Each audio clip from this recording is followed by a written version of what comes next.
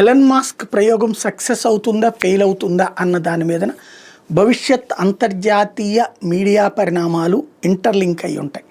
ఎందుకయ్యా అంటే ఇప్పుడు ఎలన్ మాస్క్ మొన్న అమెరికాలో తన ట్విట్టర్ ద్వారా చేసిన ప్రయత్నం సక్సెస్ అయింది. ట్రంప్ విజయంలో కీలక పాత్ర పోషించాడు.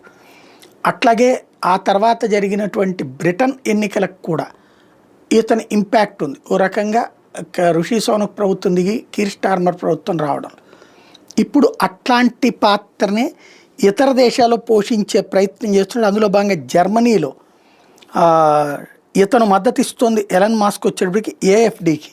ఏఎఫ్డి అనేటటువంటి రిఫార్మ్ పార్టీ, అంటే చొరబాటుదారుల్ని అంగీకరించినటువంటి పార్టీ, చొరబాటుదారులను తిప్పి పంపాలని మాట్లాడుతున్న పార్టీ.